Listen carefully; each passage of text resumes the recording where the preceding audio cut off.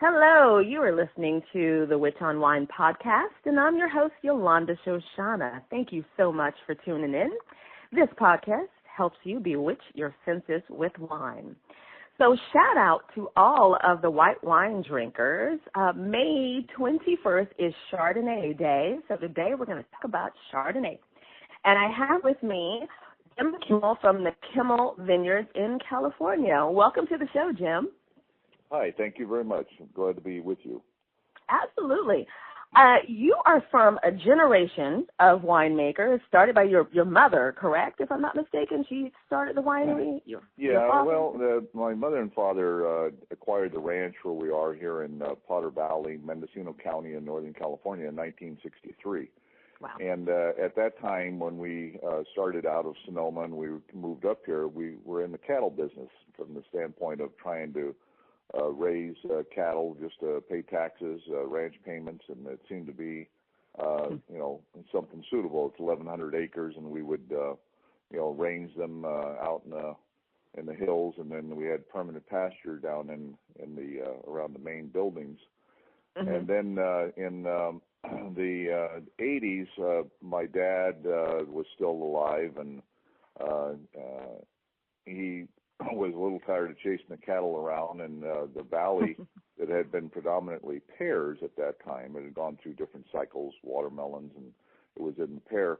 They were starting to take out the pears and growing grapes, and he thought, well, I can do that too on our property. And so he went to John Parducci, who was famous in Mendocino County and out of Ukiah, and said, hey, John, if I grow some Chardonnay grapes, will you buy it? And John said yes, and so that's how it got started. And then we tore out the permanent pastures and started in 1986 planting the Chardonnay grapes because we felt that at that time that'd be the most suitable, whether it's going champagne, sparkling, wine in California or for Chardonnay. Right. And so we that's the beginning. We hadn't been in the wine business up until that time. But we planted, and that started our family history in the wine. So, did you ever think about doing anything else besides wine, or you just knew wine was going to be your destiny? Oh, I don't. At that time, and I tell people jokingly, I think that my dad just got tired of feeding the cows and haying the fields and all of that, and cows tend to only decide to break out through the fence at midnight. So, he'd get a call from the neighbor that said, Ed, your cows are down the road again, and he'd have to put on his clothes, and sometimes it might be raining. So the vines were just, you planted them in the ground, they didn't move. And I think that he felt that, that would be an income. Yeah. That would work for the family, and that was again in '86. He awesome. Unfortunately then had a heart problem and passed away in 1991. So he didn't get to see really. Well, at that time we were just growers, and we were growers up until we started putting it in the bottle and bottling our own label in 2007. So. Wow. Until then, we just grew the grapes and sold the grapes to larger producers. And starting in '91, it was Kendall Jackson. So Kendall Jackson was buying all of our grapes up until then, and they still do now to the degree that we don't bottle as much as we produce. So they buy the excess, and we're hoping that in time we can develop a following that appreciates and enjoys drinking our wine to the degree then that we can put everything that we grow into the bottle and then successfully sell it. But that's where we are, and we're still learning all of those things in the wine business. But you got some good wine, because I have tried it. So tell us a little bit about you have two Chardonnays, correct? Well, the two Chardonnays that we do. When we started out, again, we were just, it was about 27 acres of Chardonnay grapes that we have on the ranch. We've since taken out this past year about 9 acres of the what we would call the East Block, and we had name the blocks just for identification between us and the vineyard manager, whether it be North Block, East Block, West Block, Middle Block. Mm-hmm. And the one block, the Phloxeria, was coming in and starting to show its head. Now, when we planted, and the primary rootstock back in 60s, 70s, and 80s was a rootstock called AXR-1 rootstock. Okay. It was the rootstock that had been offered up, and when Europe had their problems with Phloxeria, the ARX1 rootstock went to Europe to help them.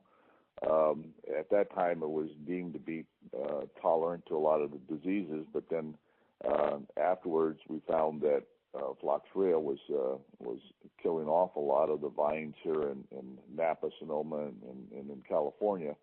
And that was maybe 10 years ago when whole vineyards would go away. We had been kind of, fending it off, I guess, to a degree, and but we had to finally take it out. And so we predominantly Chardonnay as we started out, although we have Merlot, Cab, and Cab Franc right now, and some other red varietals in another vineyard. But when we started out, it was to do the premium wine, and and so the two styles of wine would be basically what we call a premium wine, or one that was aged in French oak barrels and would go through a secondary fermentation for the malolactic, or what people would refer to soften the wine. So we do that in our premium wines, and then in 2010 we started then producing a lower price point wine that was made in a stainless fashion. And I say that to the degree that there's no oak aging and everything else. I had a lady one time that was buying wine, I think in Kentucky, and I was tasting it with her, and she said, "Oh, I love that." And she was tasting the stainless Chardonnay at that time. She says, "I love the little touch of oak, and the oak nuance in here is just very light and appreciated." And I'm thinking to myself, well, unless that truck driver drove by that oak tree that I told him not to drive by, there's no oak in there, So we do it in the stainless, and that allows us to do it more affordably and a lot faster into the marketplace, because it just goes into stainless tanks, and that's where it rests until it bottles. And to some people that they prefer it. I mean, we go through stages, I think right now, where people say, they like more oak, less oak, and you're always trying to chase the public opinion of taste. Right. And so we do our premium is aged in French oak for about 8 to 9 months, depending on when we get a chance to bottle it. And that's what we call our Kimmel Mendocino wine. And then our stainless is in a collection that we call our 4 Blocks collection, which was, again, back to the Northeast, West, Middle designations. And so when we created that label, that's where the 4 Blocks comes from. And so that's where we have the 2 Chardonnays, Yolanda. Cool. So for those of you who may be new to wine, that was a lot of information, and it's just some things you'll learn as you continue to drink Chardonnay. So how has the world of Chardonnay changed? Because it probably has, because now there are younger people drinking wine, or they're drinking more wine. Has Chardonnay changed throughout the years, or is it about the same? Well, that's another question, and probably a segment that would last a day, and I don't know. So that's a yes. Yeah. See, what happens is, I think that, and I can only do it from our experience here in the last, let's say, 10, 20 years or 30 years that I would have been drinking wine myself before we got into business. I think that, see, my mother's talking in the background. I told you she would, so. That's okay. We love the mother. Your mother is like 90 years old here, you said, right? She's 90, and that's great. She's still doing it. We love it. I think that I think it's the style that changes. I mean, it's just like people looking for different style clothes, whether it be colors or black and white or colors of cars and everything else. And I think people go through, when we started, and I think, and I'll use a name, let's say that, not that I want anyone to go out and, buy theirs as opposed to mine, but Rombauer. Rombauer started in the 80s producing a softer style of Chardonnay, primarily through the use of the malolactic fermentation. So a typical Chardonnay grape is grown, and to a degree, most Chardonnays have to go through a process, at least some of the wine, converting the mallow, which is a very bitter acid that gives you that that feeling of sour or bitterness in your cheek muscles, into the lactic acid, just like in milk. Right. So we would take a portion of the wine. In our case, if we have 20 barrels, maybe we put 2 barrels through a secondary fermentation, then we would blend that back in. If we did it all in a secondary fermentation, it would taste literally like milk. Wouldn't have any flavor to it. So we have to get a little bit of the acidity and to retain in that to give a good balance in the wine. So we would, and I think then the style changes where people then are used to nice, soft, buttery, as they refer to it, Chardonnay. Yeah. And then that we might go 5 years, and all of a sudden people are tired of that and they want something new, just like they want now a silver car as opposed to the white car that they've been driving.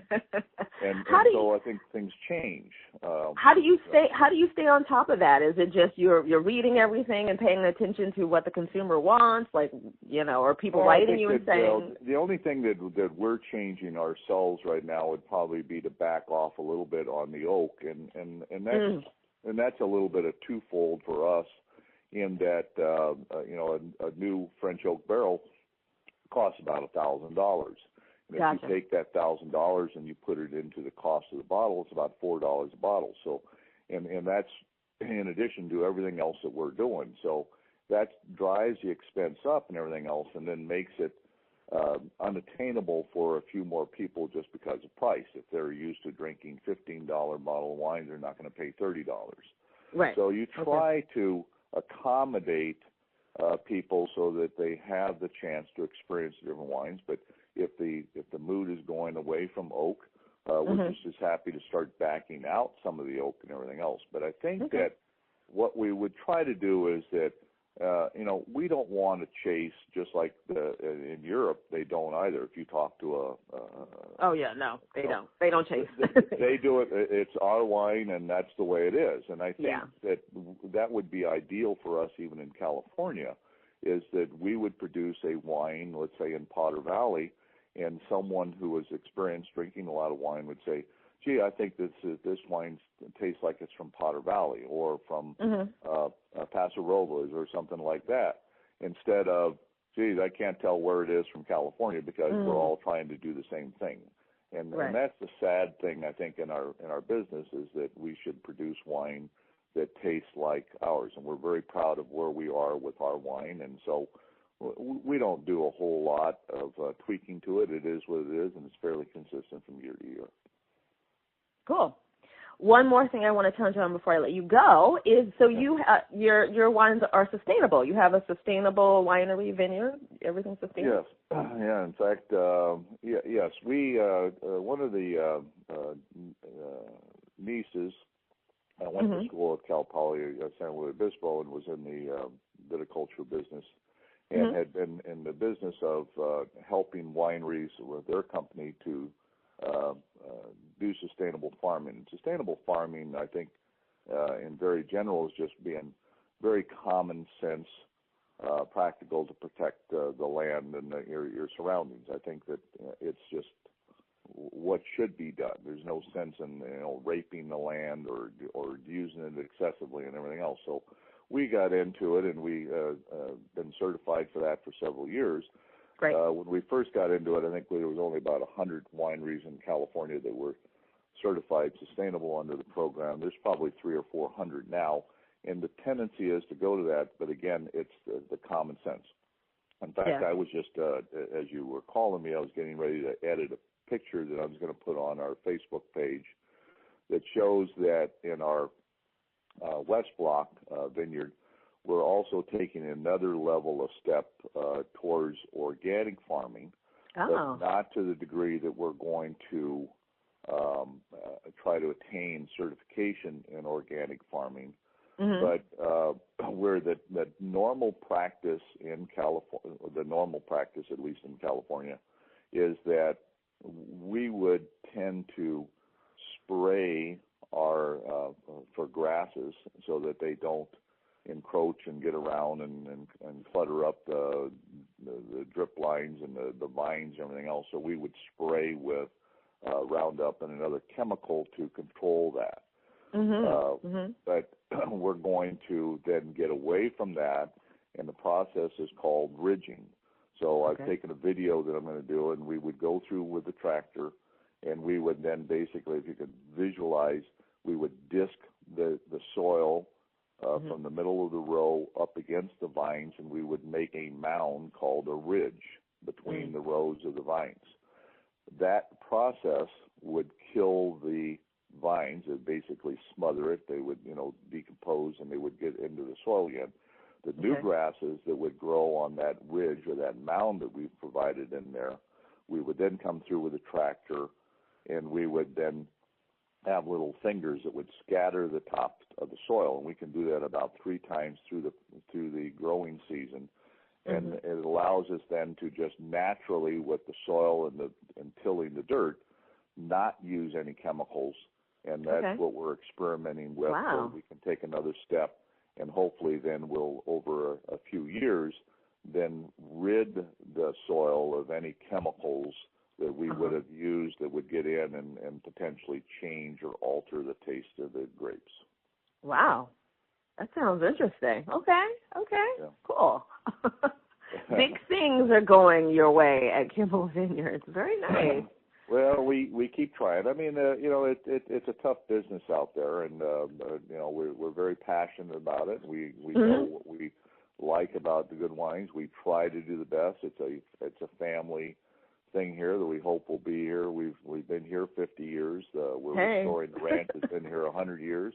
We hope to be here another 50 years through the generations. There's 4 generations of the Kimmels right now. Okay, cool. And certainly, with our name on the bottle, again, it kind of sets you out. I mean, you can hide behind another name, and if people are spitting it out, you go, I don't know who makes that stuff. Yeah. But, if you've got your name on it and they're spitting it out, then you know you've done something wrong. So. Yeah, cool. Well, thank you so much for your time and talking to me about your Chardonnays and your wine in general, and I hope you have a great Chardonnay day. I'm sure you will. Okay. And thank you, everyone, for tuning in. And as I always say, use this information. It'll change your life. It will lead you to a magical life. And cheers to you. Bye. Right. Thank you.